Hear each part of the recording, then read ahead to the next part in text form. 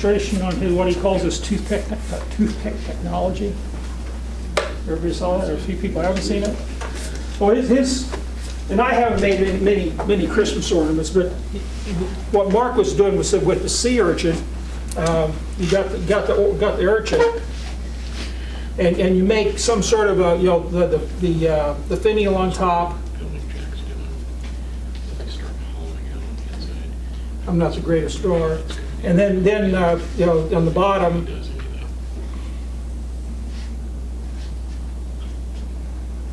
well, you can't just glue the wood to the urchin because the urchin is very fragile. So you have to have some way to connect these two pieces together inside. Well, typically what was done was you would turn the wood to meet the contour of the urchin.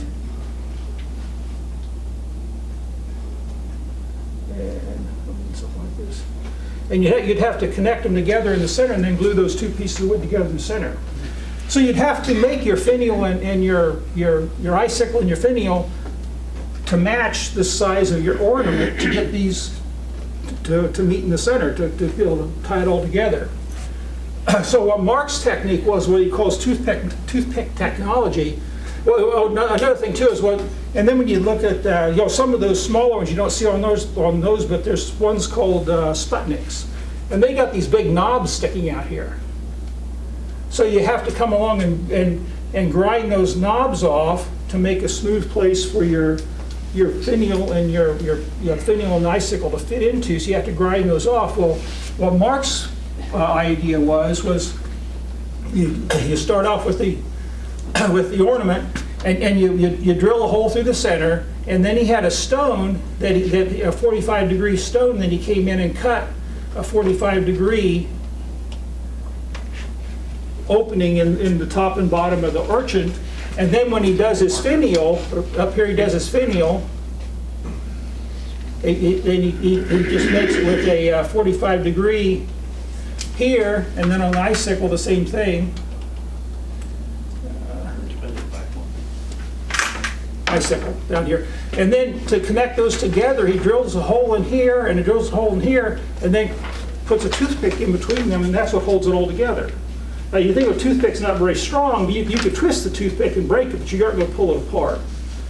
And then another thing about doing it this way, you glue down in here, but if you put glue up here, you have a good chance of the glue oozing out around your finial and spoiling the appearance. Well, with this, you put glue here and glue here, and there's no glue up here to come in contact with the surface of the urchin. So that's what Mark's idea was with the toothpick technology. And what I'm going to show you today is the way Mark did his, he would take the material, and he would get it. He would just start out with a piece of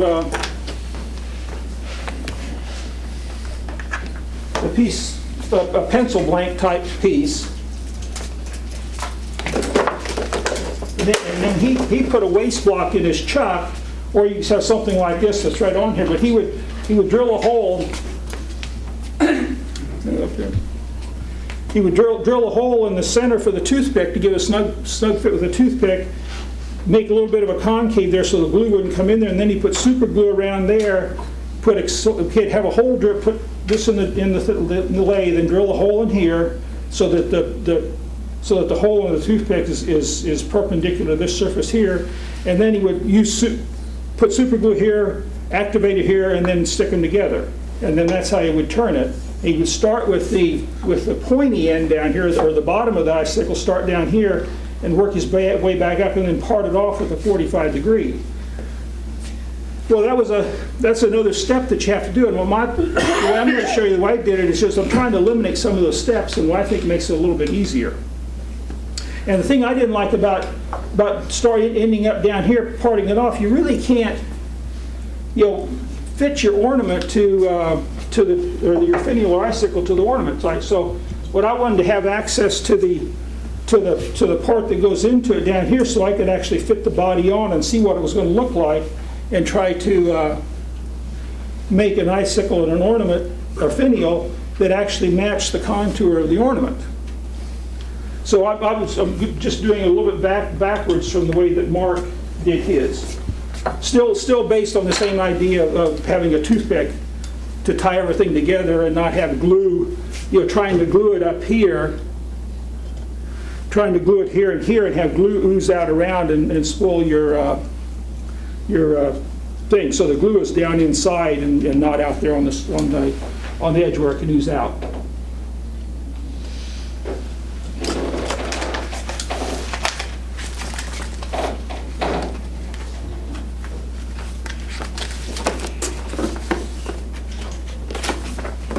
Okay, pass it. I've got 30 copies here. Heather's going to make us some more to run out back in the back.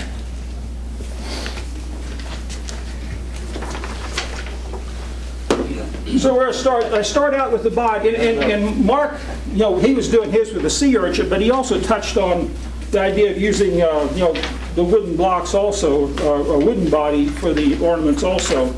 And making a small block of wood like this, it's not very heavy, so you don't really have to hollow it out. If you get some of the bigger ornaments, like the segmented ornament over there, that's a pretty good sized piece of wood, so you have to hollow that out to get the weight down. So starting out with small blocks of wood, they're not very heavy. And what I'm going to show you is I'm going to make 3 of these at one time and actually turn them on a pen mender. And what I start off with is I machine on the table saw or radial arm saw. I've got a block here that's 1.5 inch cube. And now the normal recommended way of mounting something in a chuck is to cut a tenon and then have where that tenon is cut,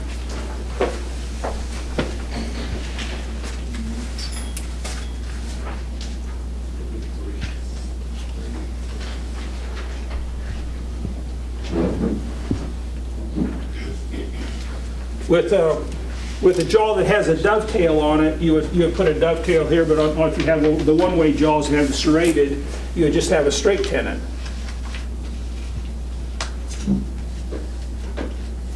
So when you mount that in the chuck, the jaws of the chuck are in here, and it's pressing in here, and it's actually resting against this surface up here, not in the bottom of the chuck.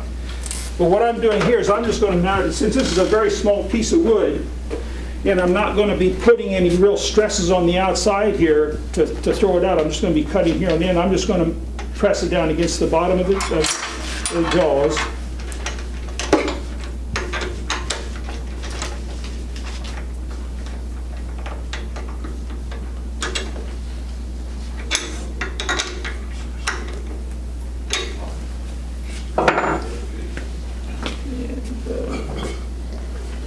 I'm going to mark the center.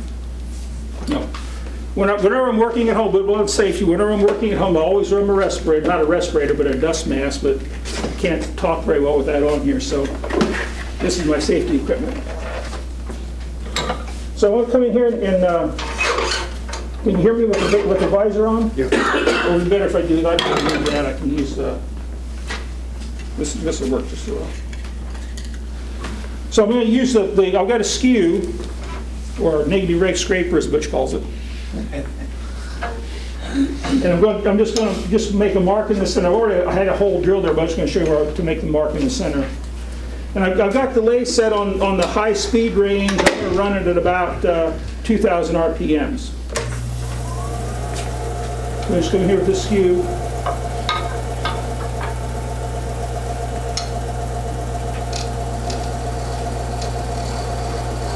And mark the center.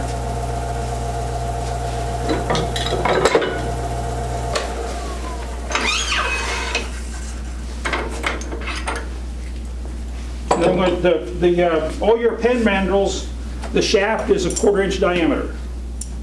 So I'm going to drill a quarter inch hole all the way through there.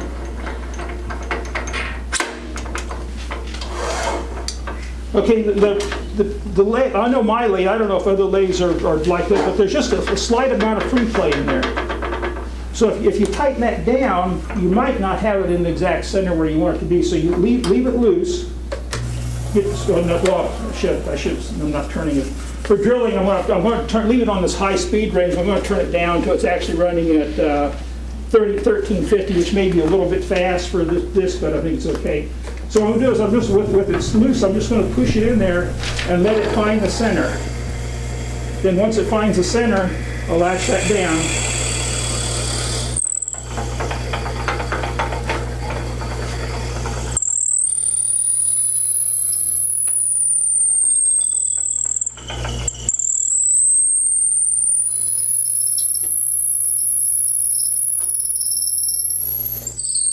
And when you pull it back out, you always want to hold on to the chuck because it's just held in there with that friction on there, and if it pulls out. Anybody remember how to turn this on? Switch on this side of this. It's on over here. What's this right here? That's bad. There. So you don't want, if you just pull it out like that, if that comes loose from here, you're going to have the chuck sitting in there flopping around, scaring you. So you always want to hold on to the chuck when you back it out.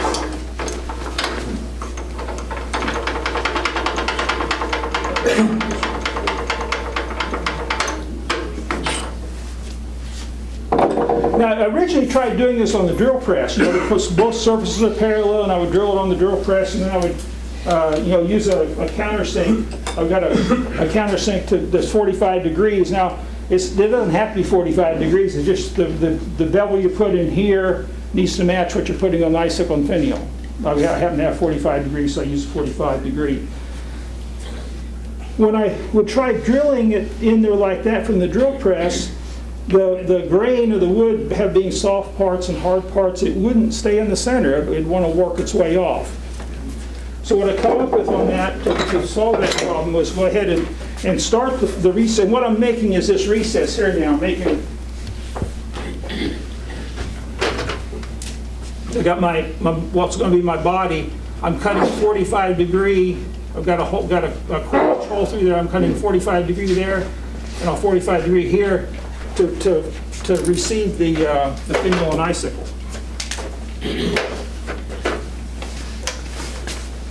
Turn it back. Can't see the red very well. Yeah. He's not pushing harder.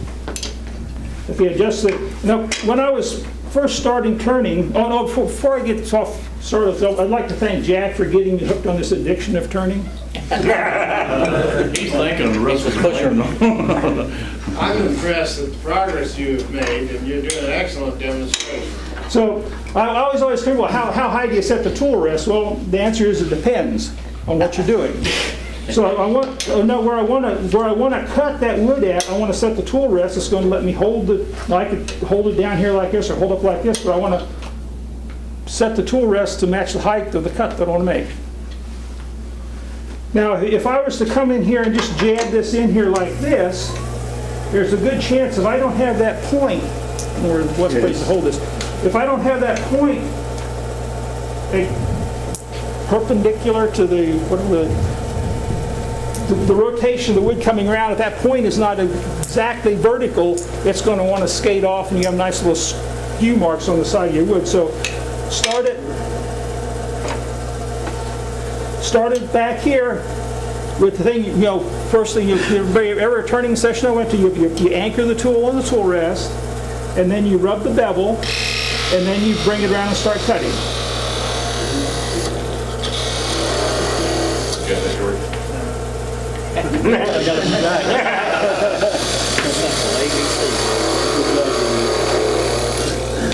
ABC.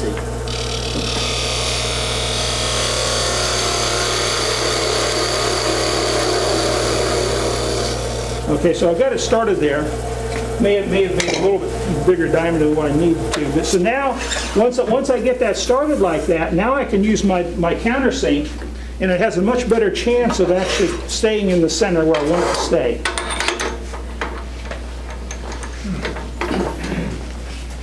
Turn the speed down to the lower on that range.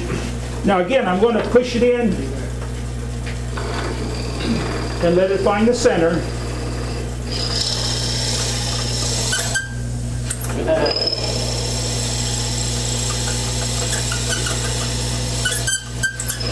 The belt must not be very tight enough on this. But it doesn't stop it on mine at home. It doesn't do that. Is there? Oh yeah, there's not much pressure on that belt at all. I doubt I'll have an Allen wrench big enough for that. There's a tension adjustment here. Yeah, there's not much pressure on that. That belt doesn't have a lot of tension on it.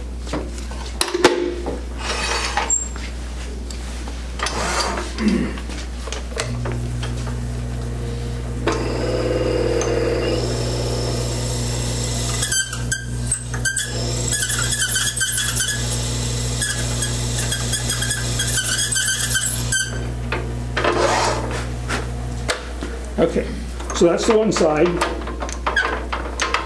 see that I'm still using that.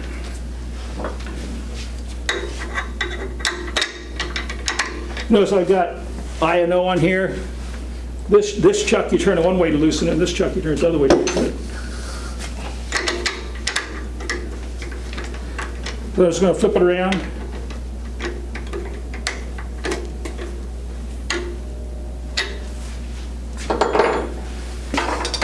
Always want to be careful of that point. You don't hit your elbow in that point there. That hurts. Yeah.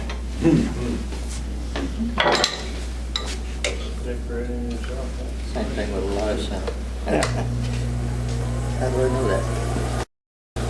You only do it once.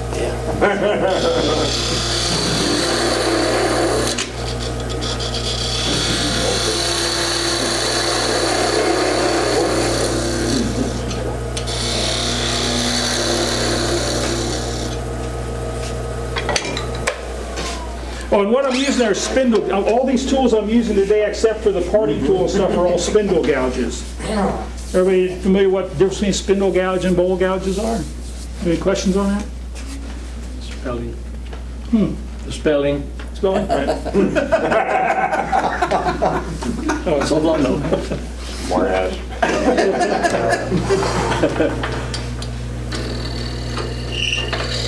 Starts with an S and one starts with a B.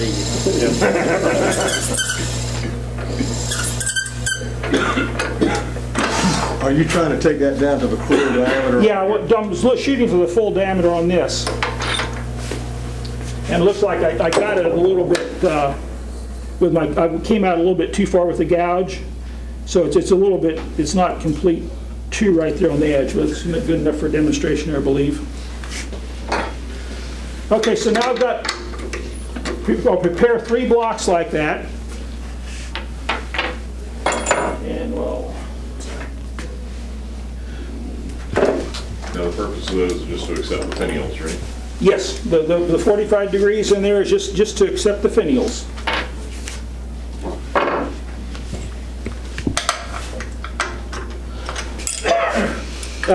Now I don't know if other mini lathes have the same thing or not, but there's a little knob over here. What would you call that knob? Lock. Spindle lock. Spindle lock? Wrong. If you read the directions, the manual, no, everybody does that. You all read your owner's manual, I think right? it's indexing. That's an indexing pin. Okay. This is aluminum wheel over here. And if you use that for a spindle lock, you'll mess up the aluminum wheel and you'll mess up your indexing. So you don't use that as a spindle lock. Here's your spindle lock here. Or if you really need to lock the spindle, there's your spindle lock there. Jet doesn't have that either. Jet doesn't have it. I don't know what, I've never read the Jet manual. I don't know if it says the same thing or not. No. Automatic's got a big push button on it. Okay, now my pen mandrel is an adjustable shaft. It's got a nut here. It's a collet, and this one has a threaded. Where you can see that. This one is threaded for a 1/4 bolt, so I can actually put a drawbar in here and use it as a 1/4 collet chuck, which they all don't have that. So that's a nice one on that. And what I've done is I just went out here and I picked some pin tourniquet mandrel set or bushing set, And I just picked the ones that had the biggest bushings available. I wanted something that had a little bit of meat here to give me better pressure on there to hold it, to keep from turning. So I put a bushing on and a block, bushing and a block. You don't use the rubber washers like, No.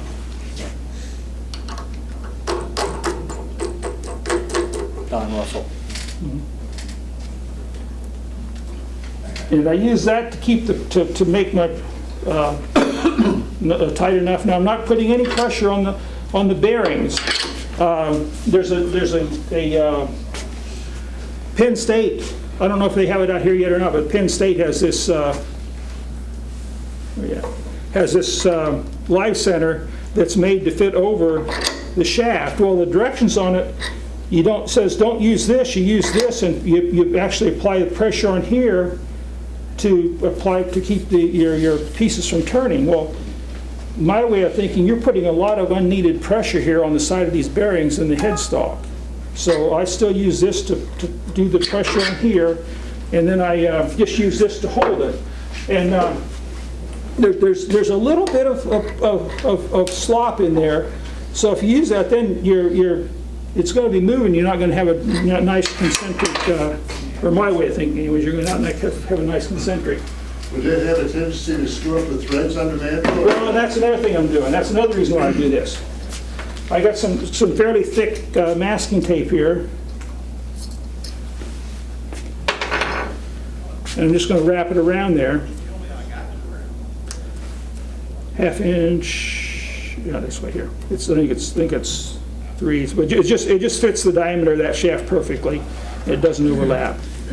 So I just put that on there for 2 reasons: to take at the slop and also to protect the threads.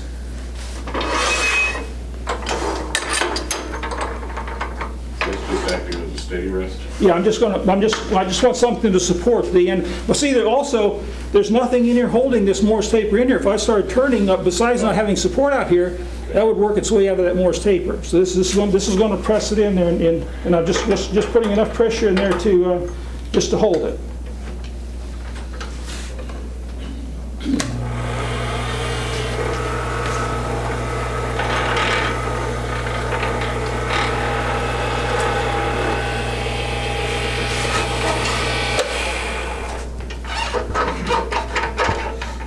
Okay, and again, the height of the tool rest is going to be set depending on how high you are and how high the lathe is. So when I start cutting, I'm going to rub the bevel to here, and at what angle do I want to hold down here? That tells me how high I want to put the tool rest.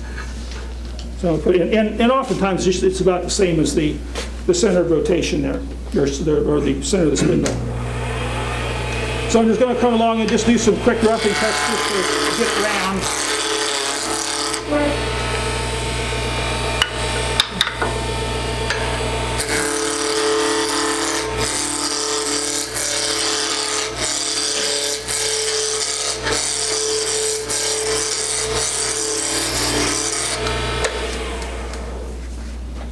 Let's go.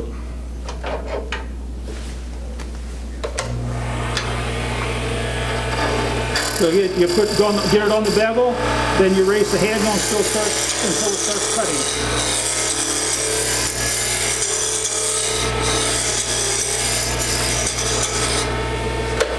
Was there enough handouts? Everybody get one? Okay, now, and I'm not too concerned about the smoothness at this point, because I'm going to be, once I start, I still got a little bit of a flat there. But if I wanted to make, let's go ahead and make it smooth while we're here. So this shouldn't start here. You should need to start in from the end a bit.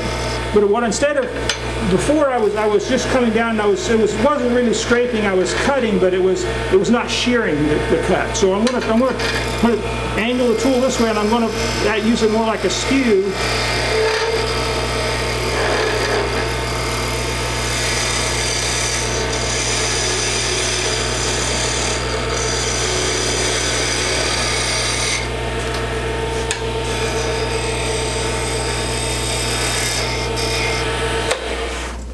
Okay, you see there I got a much smoother cut. So the next thing is to decide what shape you want. You know, many different shapes. I got, you know, examples I got here. It's just, some here I got with the holes drilled in. Now the holes on here, I drilled those holes before it was still in square on the drill press. Here's shape there with, and no, I kind of like those two shapes there. So we'll do one like that. And you know, talking about using the spindle gouges. Another question I had was always asking people, well, how should I grind my spindle gouge? Well, again, the answer is, well, it depends, you know, on what you want to do. And a lot of it depends on the angle. Where's the top? Is it? Okay, yeah. The angle, you can see here the angle on these, you know, this is a much more acute angle, little bit less. And so you see I got three different cuts there over the angle. And then also I got some that's got the side swept back, and this one doesn't have the side swept back. So it all depends on what you want to do, what the best grind is to use. And what makes the difference is when you're again, you need to be right in the bevel. So if I was to come around with this one to get the bevel started, now Mark always starts his bevel like this with the pointing and then rolls it around and comes around to the center. And I've seen other videos where they start it like this and just roll it over and go around like that. But I need to end up, when I'm cutting, rolling a bead such as that, when I end up, I need to have it pointing down at the center of the rotation. So with that angle, I'll be sitting here like this. If I got a more obtuse angle, my handle's going to be much farther over. So it depends on what's comfortable for you when you come around that corner of where because you have to be rubbing the bevel and you have to come down like that. So it's just that what you're trying to get into and where you're trying to get to is going to determine, you know, what angle of a cut bevel you want to use. So I'll start with this one. This one's not as sharp as that one. But it's got the roll back side, so we'll come in. Let's do some markings on here. We'll put some of those lines on there like that. So let's see. There's my center, and I'll make them about 1/8 inch apart.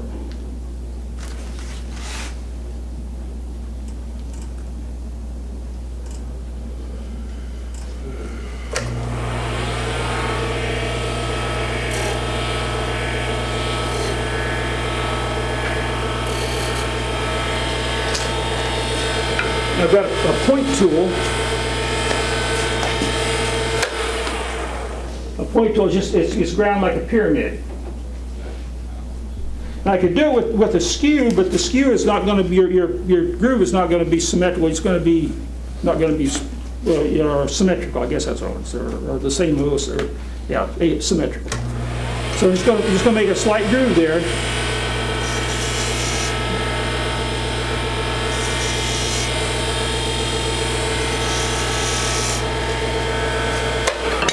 And then to make them dark like that, we just need to burn them. Just got some regular hardware store wire. Made just a dowel or turned it, drilled a hole through the center, run the wire through it, and brought it around and twisted it over. You don't want to just use the wire without a handle because it'll cut your fingers. One more time. Okay, so I'm going to turn this up fairly fast because I want to generate some heat.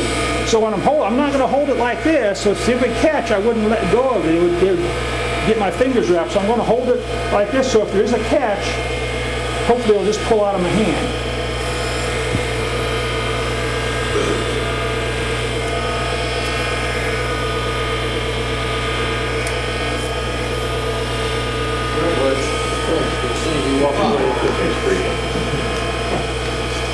Kept zooming in. And See, it's so smooth there, it hasn't anything to focus on.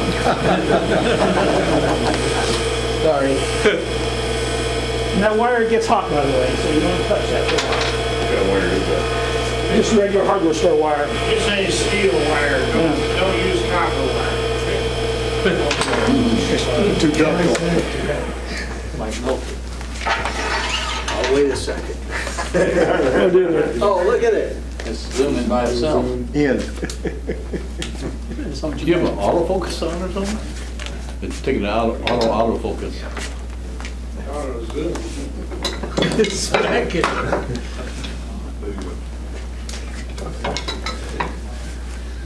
Okay, so we're just going to do something like this, just sort of round the corners off, and should always stop the lathe before you adjust the tool rest. Now, something like this where you've already got it round, there really isn't anything for it to catch on. It's more when it's still in square, or you're doing a bowl or something that you got not completely round. You don't want to be adjusting the tool rest with the power with the lathe spinning. So I'm just going to come in here and just round it off. Now, again, I'm going to start here, and I'm just going to start on that edge. And then as I come around, I want to stay on the bevel, and I got to bring the handle around.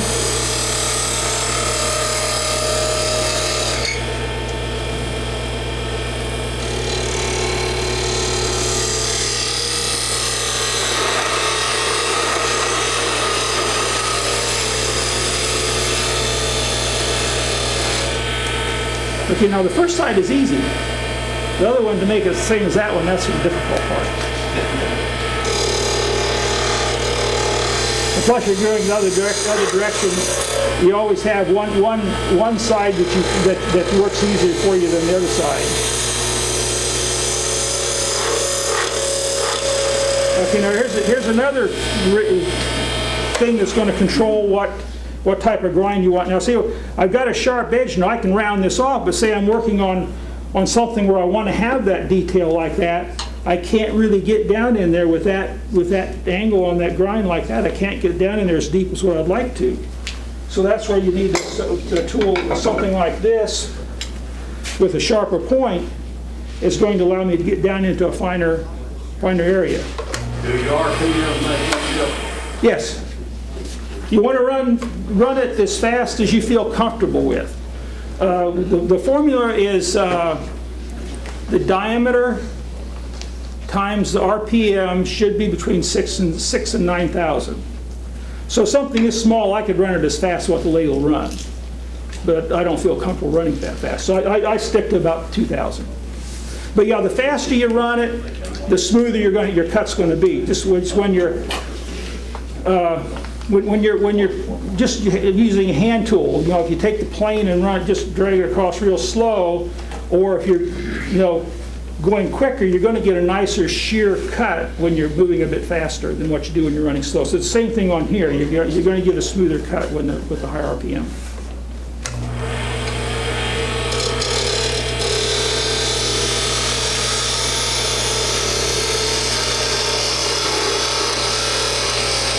See, I'm able to get down in there much deeper with this one than I could with the other one. So my goal here is I want to make sure that my round part gets down to where my 45 degrees started. We're going to do this one too.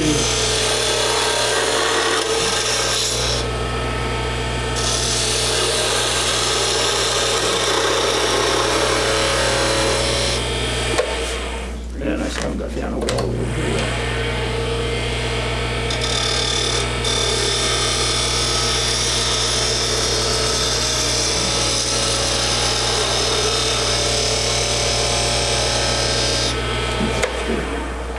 You get the idea on that? So I won't go ahead and do those for the sake of time. But now to finish that, this is one thing that Mark had told me, and I think I like the idea, is that he likes to put a shinier finish on the body with a satin finish on the finial and icicle. That makes the body more prominent then. So I'm just going to, it's not quite as smooth as what I'd like for it to be there. So I'm just going to touch it up with a little bit of sandpaper. I think I'll do probably 320 is good for that.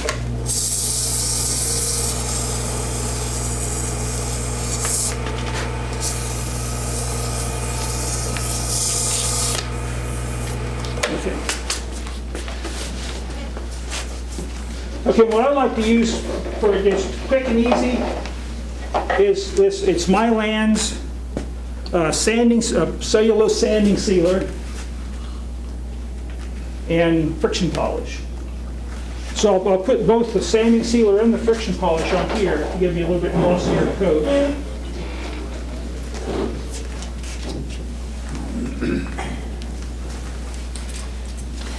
And again, I use Mark's idea of having, taking a roll of paper towels and cutting it in strips, because I don't need a big wad of paper towel.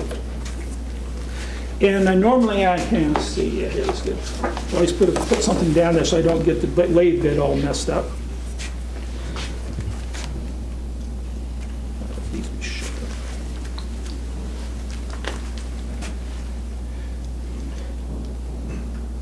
That's my segment. I filled my jar too full last night, and it's not getting the.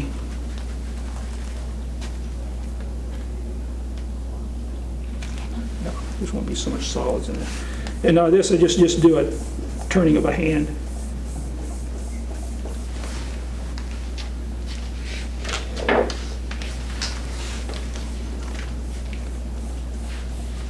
Put a couple of coats of that on. It dries. I think it's a shellac. It dries very quickly.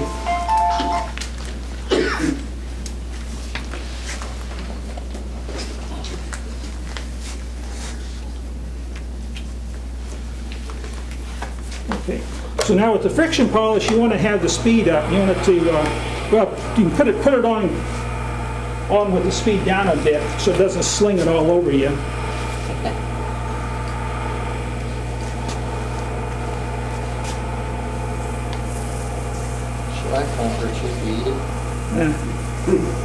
Then speed it up a little bit.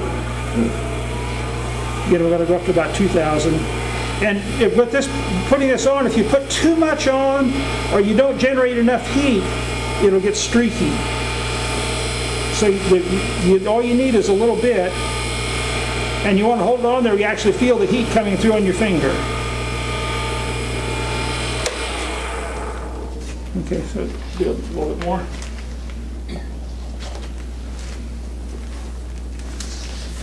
And this isn't going to give you as high a gloss as what you see over there that's been put on with the acrylic, but it's quick. My idea is that a Christmas ornament, you're going to hang it on the tree and you're going to look at it from a distance. You're not going to sit there with it in your hand examining it.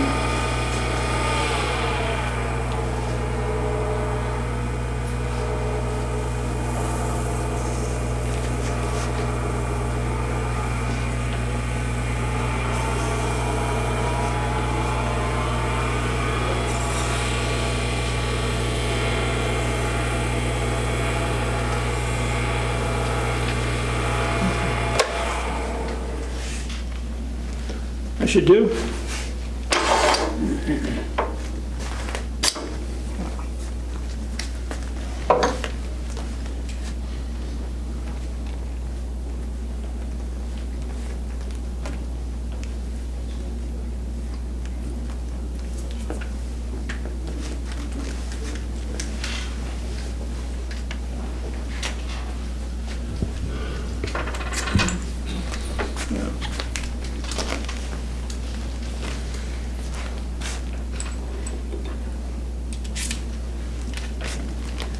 Say you got that Live Center from Penn State?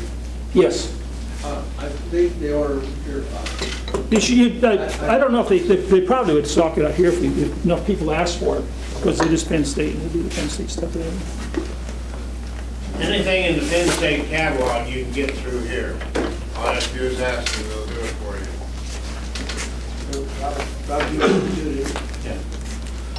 you. Okay.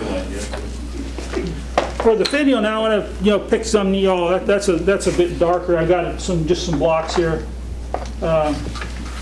They're approximately a pen blank size piece of wood.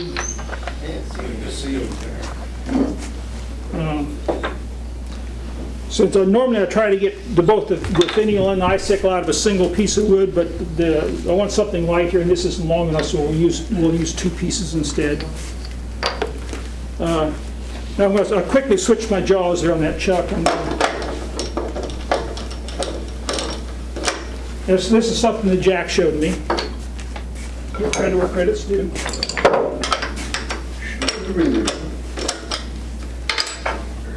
If you just put it on there like that, now this lathe has got reverse.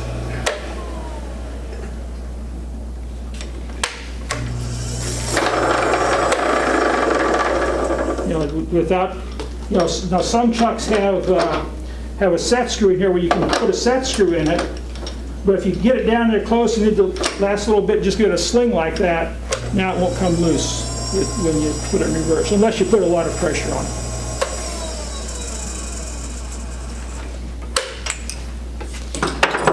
You saw I grabbed it there last time. All my jaws, I've taken and followed off any sharp edges, so there's no sharp edges there to grab on and cut me. I think it was over, so. Well, if those are sticking out there, yeah, you stick your fingernail, it'll hurt, but it's not going to. Jerry, can you tell us about that? I don't know anything about it. Okay, so I want to mark the center. It will bite you.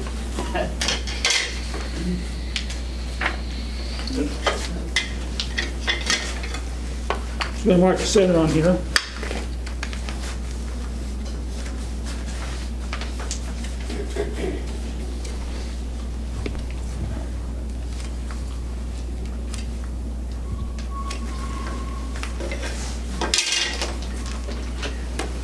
All. If that was perfectly square, those lines would all match up, but apparently it's not.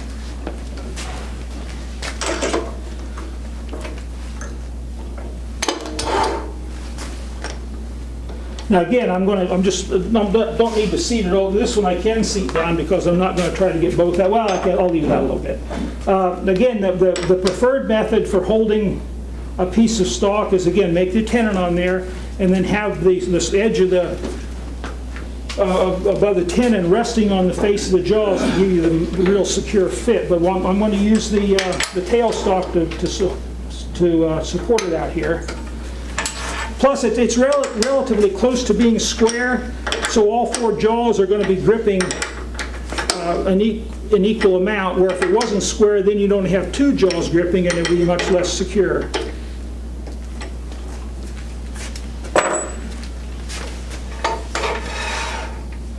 Okay, so the first thing we want to do is go ahead and, again, this is our Toothpick Technology, so I want to drill a hole there for the toothpick.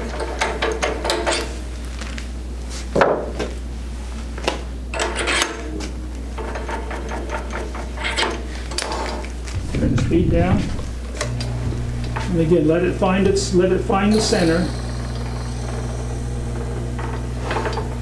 And this I don't really need to type it down. This one. Drill it in far enough to where and you might ask, what size drill bit is that? Well, it depends on your toothpick. All toothpicks aren't created equal. So you with a digital caliper, you measure your toothpick and you get pick a drill bit that gives you a snug fit. Now, I'm pretty sure they don't have the numbered drill bits out here. But here's one thing. Harbor Freight, oftentimes you get what you pay for, but I think in this case you get a real good bargain for what you get. That set of drill bits at Harbor Freight is $20. And I think I got this one on one of their flyer papers one time for $9. You got 60 bits in there. It goes from some size 1 to size 60.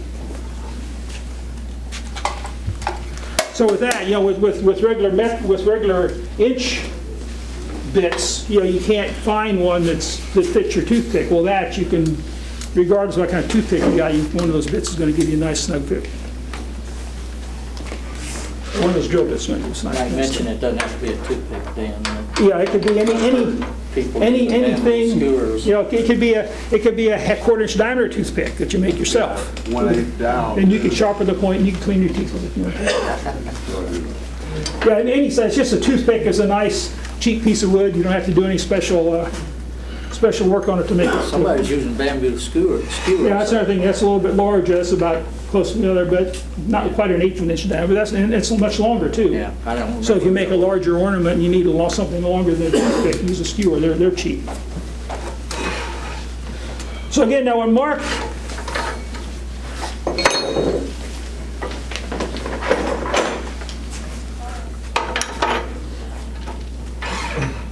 started his finial starting from the tip and working his way back. Well, you need to cut downhill to give a nice clean cut. he's working back this way, but he's got to cut this way to work back this way. So I just turned it around. Plus, when I do it this way, I can make my, starting up here, I can make it blend in with my body. Where Mark just makes his, he said he does it this way because he can just make all, if he likes making icicles one day, he can just make a bunch of icicles. As long as it's got a 45-degree angle, it's going to fit your body. But I like it to blend in with the shape a little bit better. So we're going to, It's almost like being left-handed, but it's kind of like being left-minded. right. So I'm going to make it a little bit somewhat round to start with. How are we doing on time? I don't know what time going to be quit here. Where'd Steve go? We're okay. 9:30. Okay. Well, you've done that in. Okay. But, yeah. Yeah, it won't take long to put the ornaments on a tree.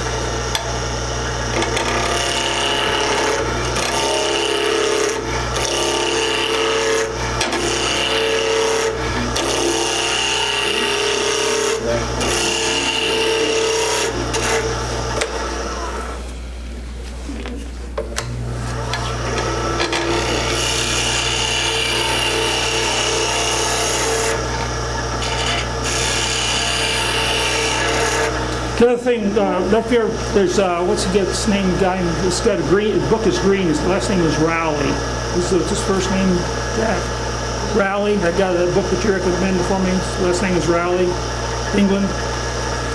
He talks about the laws of wood turning, and of course he has the anchor, bevel, cut. But one of his other ones is that the tool rest should be directly supporting the area of the tool that you're actually cutting with. So on this tool here, if I was to come back up here holding it like that, and if I came back up on here, it would start cutting over here. I got a rest here, and if it starts cutting over here, that's how you get a catch. It's not being supported, the cutting edge is not being supported directly on the tool rest. So that's one of his laws. Whenever you're cutting, you want the area of the edge that's doing the cutting to be directly supported by the tool rest also, not just the tool on the tool rest. You want the cutting directly underneath the cutting edge supported.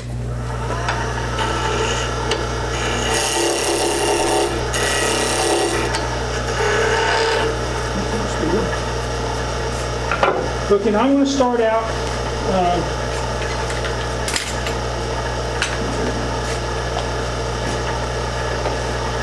I got my 1/4-inch caliper here.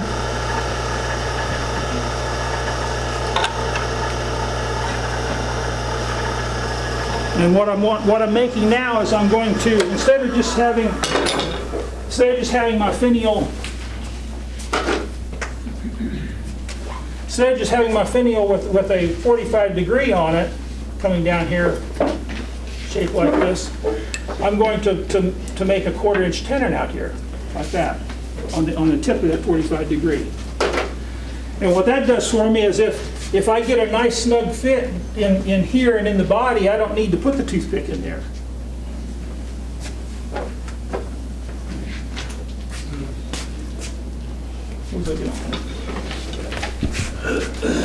Okay, again, I need to adjust the tool rest a bit for that.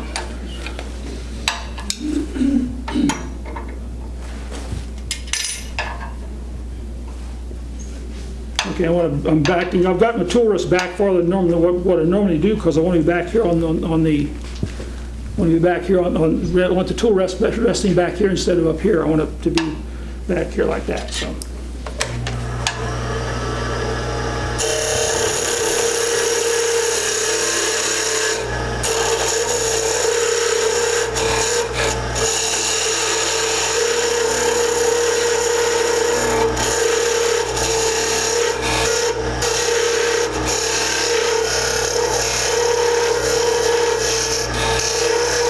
Okay, get it down close. Put my caliper up there.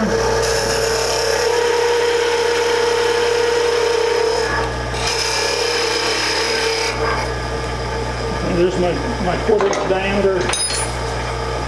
What's it? So now I'm going to come back and do the 45-degree.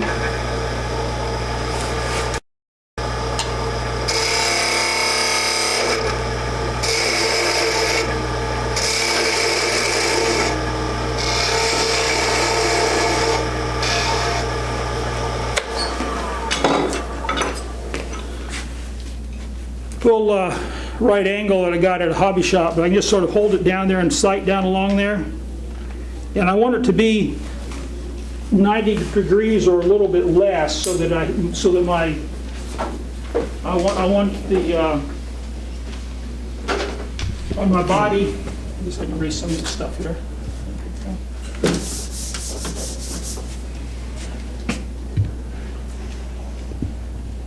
Got my 45 degree down here, and here's my finial coming in here.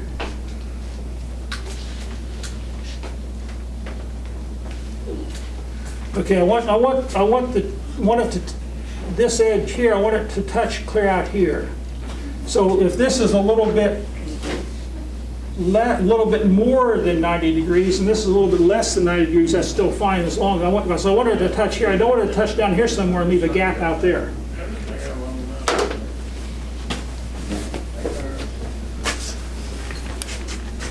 I don't know if you can see. So there, I've got a little bit. It's not Yeah. quite. Dan, I need to. do it from the other side because we're recording on this I side. can see it up there. Yeah, I can see it. But it's only recording here, not the. Oh, you can't see it there. You can't see what I'm doing. What I want to show you there. See. So I need to make it a little bit. It's a little bit too left. Let me make it a little bit higher. A little bit. Turn down here a little bit more.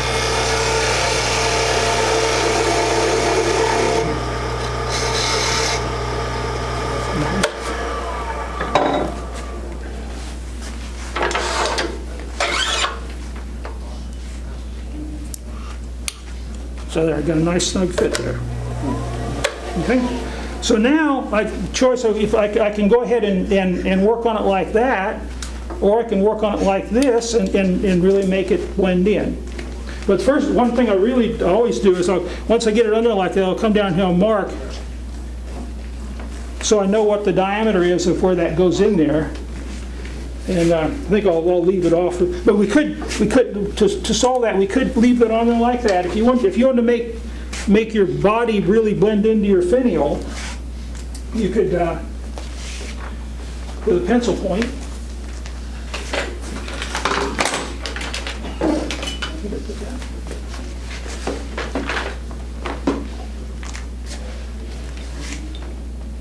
I stuck it in there. You can get a point that goes on the Lathe center, or actually the cone comes out here and it fits in. It's a solid hardened steel center that you can use to actually go into that dimple in the end of the. There's a little bit of a recess in there. There's a point that goes in there that's a bigger cone. Now I can use that. I could stick that in there like that to hold it. Be something like that. So I could use my Lathe center up there with that and actually support it in that recess like that. But this one I'm just going to take it off and do a different.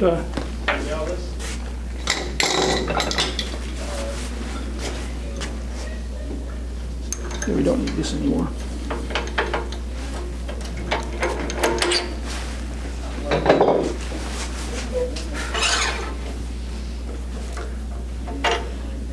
I'm just going to get this started, and then I'll put some support out here. So I'm going to do a light cut.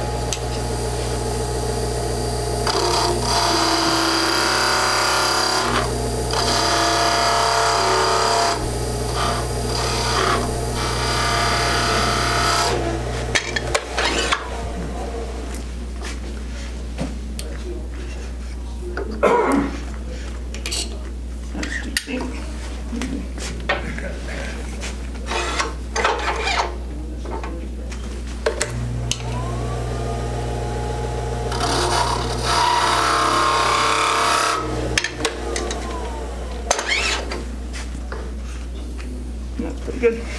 Okay. So now I got that. Maybe I want to. Yeah, I need to. Can't support it yet.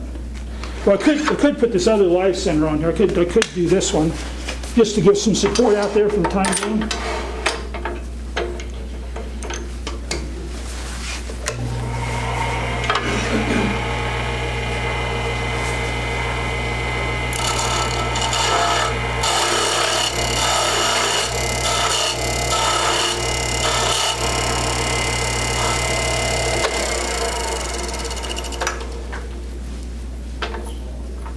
I'm going to do something like this. I'm going to make a sort of a stepped. Yeah. I'm just going to sort of, little step rounded bit like that, just to sort of blend in with the curve on that. A couple steps like that, and then just taper it down.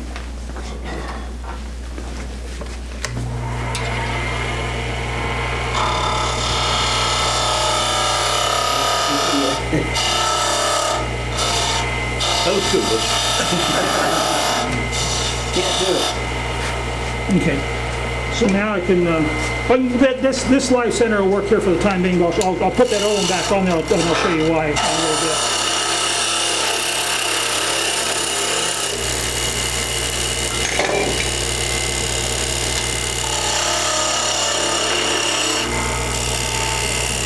That's getting really good.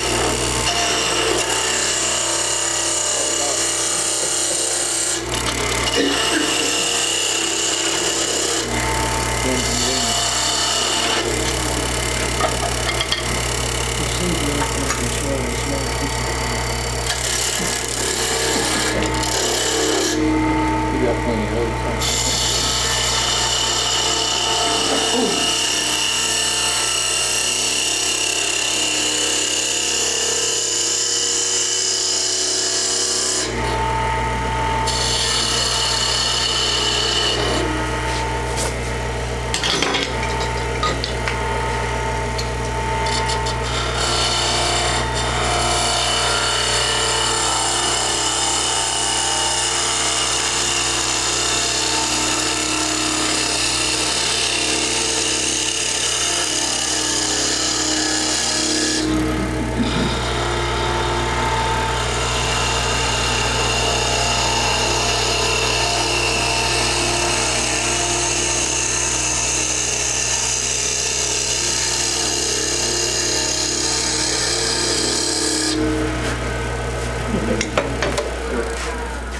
What kind of wood is that? I think it's ash. Okay, so I want to take this off. Now, when I come down, I'm going to be parting this off down here, but once I get it down to where it's real thin, it's going to twist the fibers off because I'm actually driving this bearing out here through that, so I don't want to do that. I want to get rid of that. Hold on to it.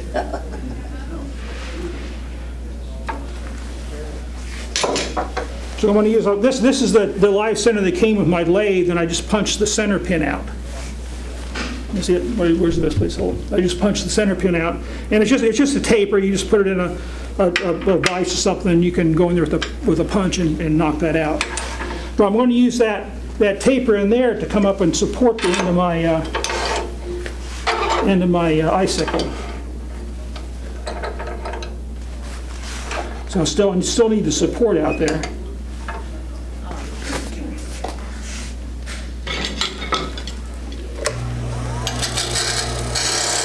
I think normally I like to start out with about I think what I said in the direction of the handout there, I start out with about a 6-inch piece of material, and then I can get the finial and the icicle and the finial out of the same piece of wood.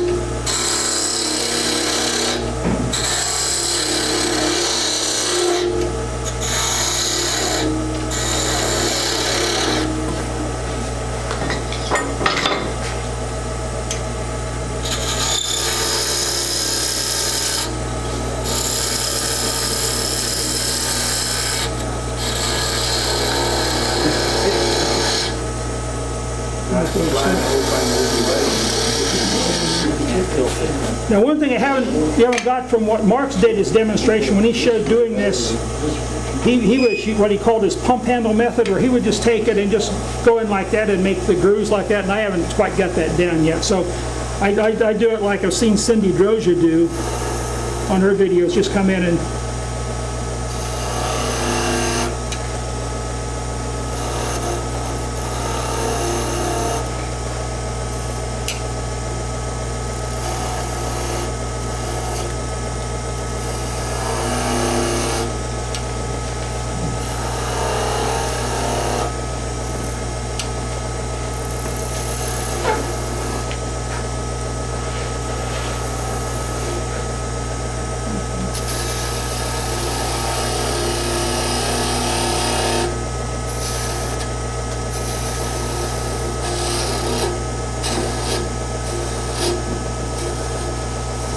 Okay, so now if I need to do any sanding, this is the time to do it.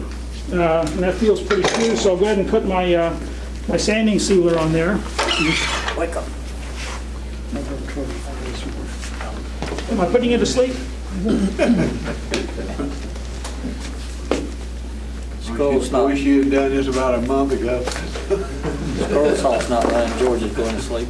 Might have been ornaments out there. That's just to make a lot more for your own house or friends.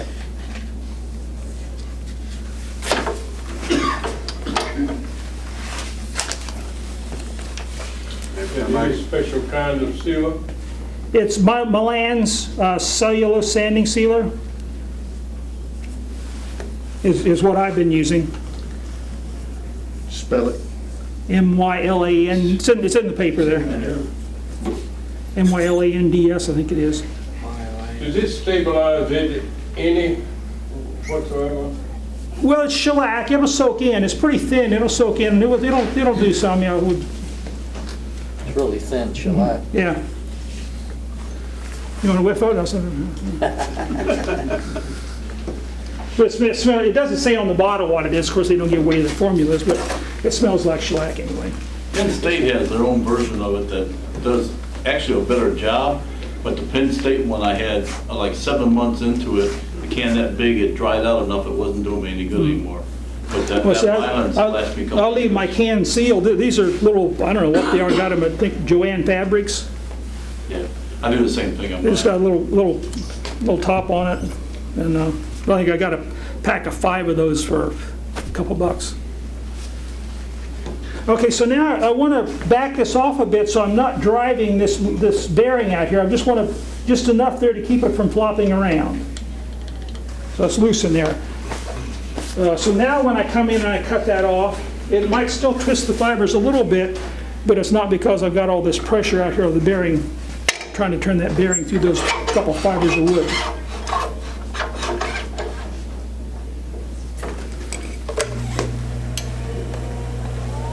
You're gonna put the standing silver on that? I mean, you put the standing silver, but what about the, No, I don't put the friction polish on here because I said earlier I want the body to be a little bit shinier and I have more of a matte finish on the icicle and the finial.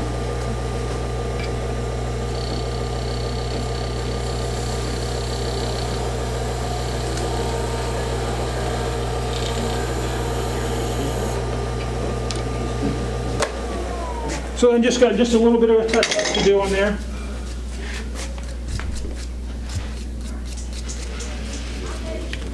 And then I just come along and just put a little bit of sanding sealer on there by hand.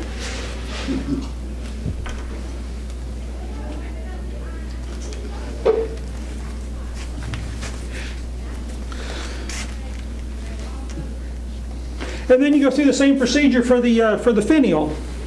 Only it's going to be quite a bit shorter. And then what I did, and I don't know if you want me to, how much more you want me to continue on with this, I can show you how I did it, but what I have been doing then is I'll part this off to make it flat.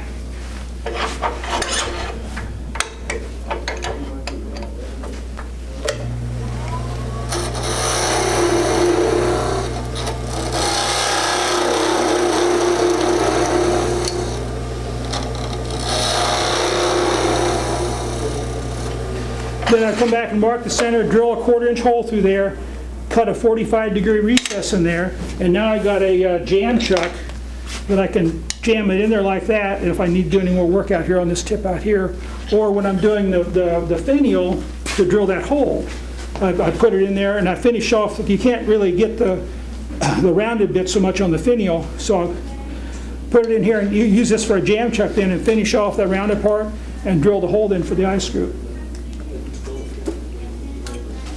Any question? I can make the finial if you want to make the finial with but here's the and now with this I don't really need to use my toothpick on there. It's not going to fit that I don't really have to use a tooth, but I drilled the hole for the toothpick just in case it's loose. Then I can always put the toothpick in there to glue it together.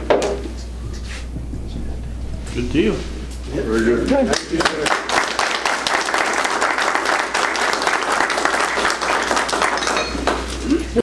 that off of there, again, you don't use your indexing pin. Just put it in there like that. Do it. And you can break that